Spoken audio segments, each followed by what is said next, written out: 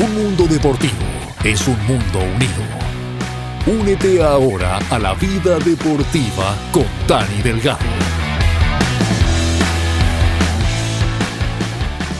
Momentos en la historia hípica de una de las pistas de ejemplares de carreras más reconocidas en todo Estados Unidos.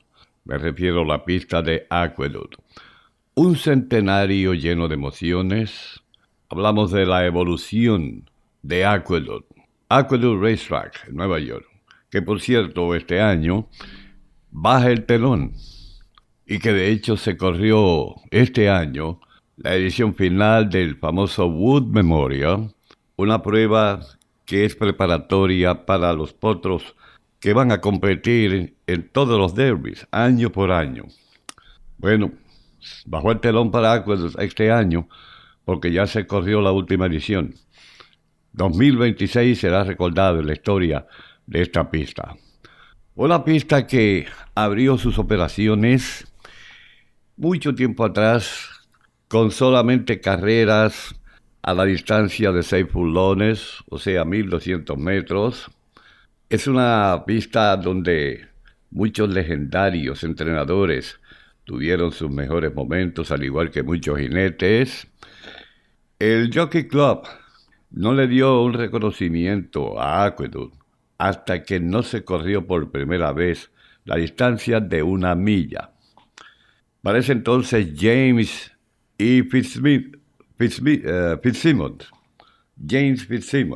apodado Sonny Jim, un entrenador del Salón de la Fama que ganó 2 veces la Triple Corona, y varios otros campeones participaron junto a él, que estuvieron en una especie de audiencia, más o menos algunas 700 personas, en la fecha de septiembre 27 de 1894, cuando se abrió la pista, se inauguró la pista de Aqueduct de Nueva York, una pista que se construyó en un espacio de unas 23 acres en el condado de Queens. Entonces el Jockey Club rentó ese espacio de uno de los granjeros de nombre Nicholas Ryder, que todavía para ese entonces tenía plantaciones en el llamado infield durante los primeros días de la pista. Bueno, ahí había una reserva también, llamada la Richwood Reserve, en el área de Hempstead Plain.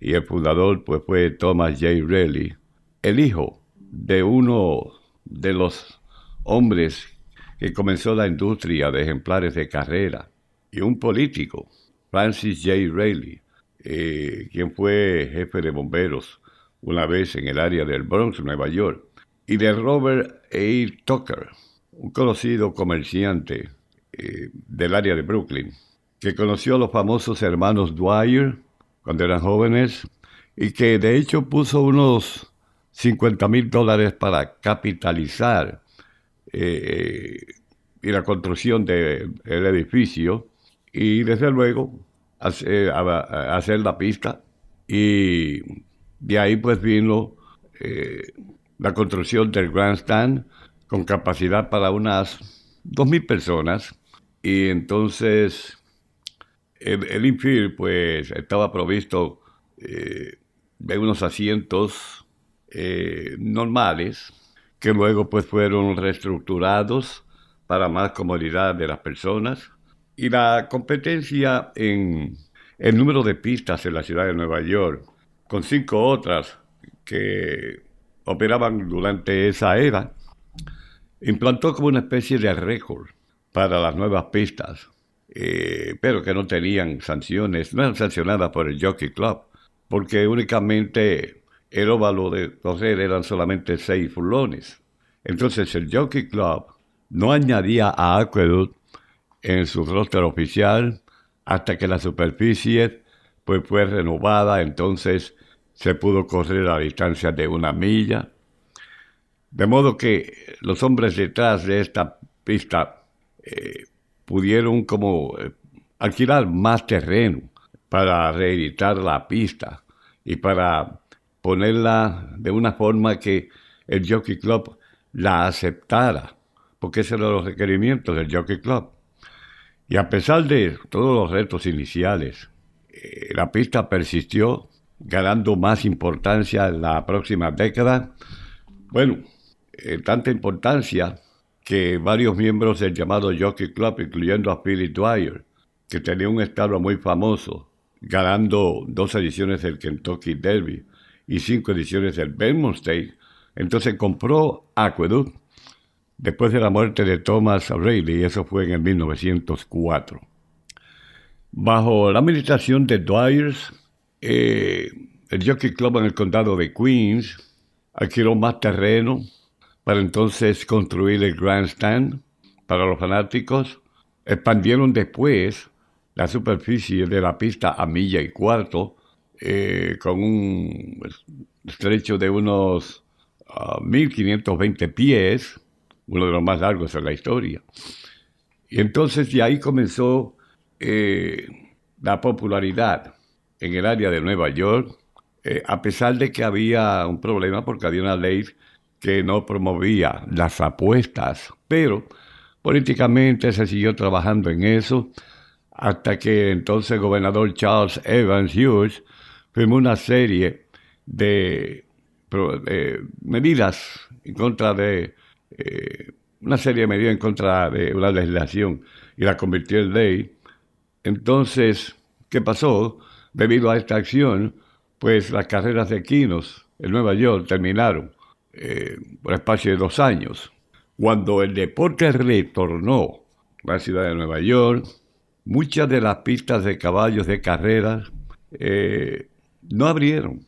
Pero entonces Aqueduct siguió en el movimiento, añadiendo entonces varias carreras clásicas en el calendario de Grayson, incluyendo el Tremont Stakes para potros de 2 años, el Brooklyn Handicap y el Brooklyn Derby, que luego se llamó Dwyer Stakes, en honor a los hermanos Dwyer, que fueron una parte vital en la escena de la industria del hipismo para el comienzo de esos años.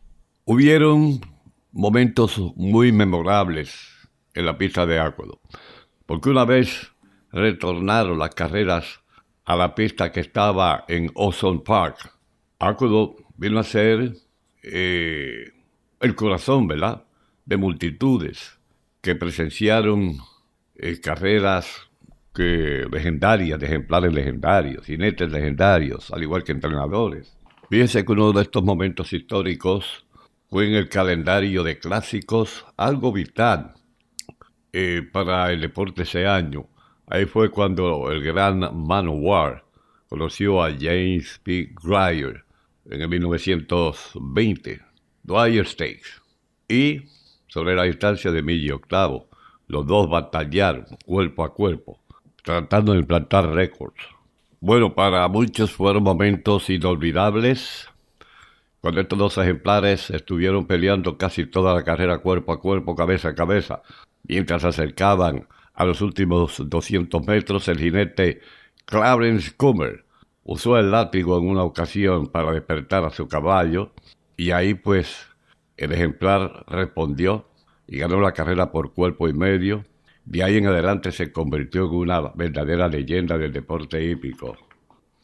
Para el año 1944, el clásico Carter Handicap, que fue nombrado por William Carter, que de hecho fue nombrado como el capitán, ¿verdad?, que contribuyó con los premios, con los trofeos para la edición inaugural en 1895. Una de las personas grandes cuando se inauguró Aqueduct. Pues vinieron otras carreras donde ejemplares legendarios compitieron de tú a tú, creando tantas emociones. La carrera de Brownie, Boswell y Weighted Beat generaron mucha emoción entre todas las fanaticadas y todavía más interés, porque para esa fecha eran los mejores equinos que habían en el área de Nueva York. Esa misma década, John Cody, presidente del Queens County Jockey Club, inició las renovaciones para hacer como una pista urbana. Entonces, dijo que lo mejor era reducir la distancia de 1,25 millas a la distancia de 1 milla, mientras el deporte continuaba expandiéndose. Expandía los costos, ¿verdad?, también de operar esta pista. Pero Nueva York enfrentaba algunos problemas. Entonces esto trajo como una especie de revitalización, un esfuerzo grande, donde la nueva agencia formada, New York Racing Association, tomó efecto y en 1959 el nuevo acueducto abrió sus puertas a una cantidad de 42.473 fanáticos, algo astronómico si lo comparamos con las primeras 2,000 personas que acudieron a las primeras carreras de Aqueduct. Bueno, estamos hablando de que en ese lapso, 65 años después de estas 42, o antes de estas 42.473 personas, solamente 2,000 acudieron para las primeras carreras, cuando se corría 6 furlones. Pero luego viene este número mágico de 42.473 personas. Y cuando el hipódromo de Belmont comenzó su propia rehabilitación para, diríamos, entre los años 1963 a 1968, Aqueduct tenía el nombre de Big A, la manzana grande o de Big Apple. Entonces, ahí se corrió el Belmont Stakes y la Triple Corona. Ahí se conoció el nombre de Northern Dancer y también el de Kawaii King. Y, desde luego, las buenas actuaciones del famoso ejemplar Damascus en el hipódromo de Belmont para 1967. Este ejemplar tenía a sus propietarios Eddie Woodward Bancroft, la hija de William Woodward. Tenían el llamado Bel Air Stud, el establo. Y los campeones como Gallant Fox y Omaha habían sido entrenados por Sonny Jim Fitzsimmons. Bueno, la Gran Manzana había sido el hogar o la base de operaciones para Fitzsimmons. Bueno, entonces siguen las acciones creciendo cada día más, el interés del público. Y durante décadas, Aqueduct ha sido el escenario clave para la segunda edición del llamado Breeders' Cup, que se corrió en el 1985. El Papal Mass, 1995. Y victorias para los nombres más reconocidos en esa época. Diríamos caballos como Kelso, Dr. Fagler, Cigar, Ciaroslow, jinetes como Ángel Cordero Jr., Steve Carlton, Jerry Bailey, entrenadores como Mark Hirsch Jacob, Allen Jerkins. Bueno, y mientras se desarrollaba la economía de la industria del hipismo, por las pasadas 2 décadas, manteniendo 2 pistas de carreras en Nueva York, no era fácil, ¿entiendes? Y necesitaban como una especie de una nueva fase para la Gran Manzana, de Big A. Bueno, 2026, este año, la New York Racing Association dijo hola a la nueva reconstrucción del famoso Belmont Park y a la misma vez adiós a la pista de Aqueduct. De esta forma terminando un centenario de carreras de caballos en el área de Ozone Park, en Nueva York. Y este momento es histórico porque es como dice, pasar de una mano a otra la antorcha, que va a continuar en Nueva York como algo, como una herencia a la industria del hipismo. Las mejores carreras de ejemplares en Estados Unidos. Pero claro, llegó el momento de presentar como una nueva visión, recordar el nacimiento de esta industria en la ciudad de los rascacielos. Pero realmente cayó el telón, hora de decir adiós a Aqueduct. Fueron tantos los momentos que mucha gente recuerda de figuras legendarias, como mencioné anteriormente, incluyendo los mejores ejemplares, mejores jinetes, mejores entrenadores. En sí, la ciudad de Nueva York se convirtió como una especie de ícono desde que se abrió esta pista de Aqueduct, que fue primera que la pista de Belmont, que fue primera que muchas otras pistas. De modo que con el cierre de Aqueduct se cierra como una especie de legado.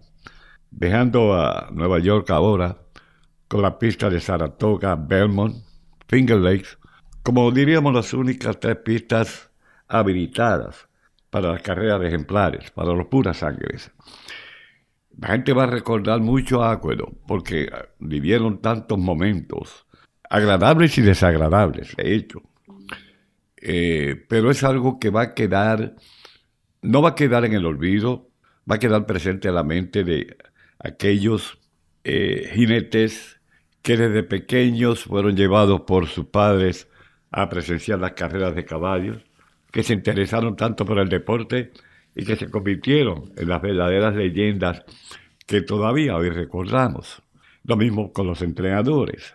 Es algo que, diríamos, como digo, que fue un legado y que la gente va a recordar por toda su vida. Aún las personas de esta época moderna que aprendieron sobre la historia de Aqueduct, pues van a llevar ese momento en el recuerdo, porque esto es algo que, como diríamos, es un deporte que se fundó tal y como otros deportes, con algunas especialidades, a veces la historia un poquito diferente, pero de hecho fue el pilar. Ahí comenzó a crecer la industria del hipismo en una de las ciudades más reconocidas por este deporte. Primero que hay muchas ciudades en Estados Unidos, hablamos de California, Santa Anita, Churchill Downs en Kentucky, muchas otras pistas que ya desaparecieron, como en el área de Boston, y así por el estilo. Pero al mencionarse Aqueduct Racetrack en Nueva York, esto como que le trae un brillo a la memoria de todas estas personas que realmente visitaron esta pista, que tuvieron gratos momentos, que verdaderamente han hecho historia. Pero todo tiene su final. Y llegó la hora del final de Aqueduct, cayó el telón, pero con toda la historia que ha llenado de júbilo por tantos años, tantas décadas, a todo el fanático del hipismo norteamericano. Cerró Aqueduct para siempre. Asegúrate de suscribirte al podcast para conocer las últimas novedades del mundo del deporte. Hasta la próxima.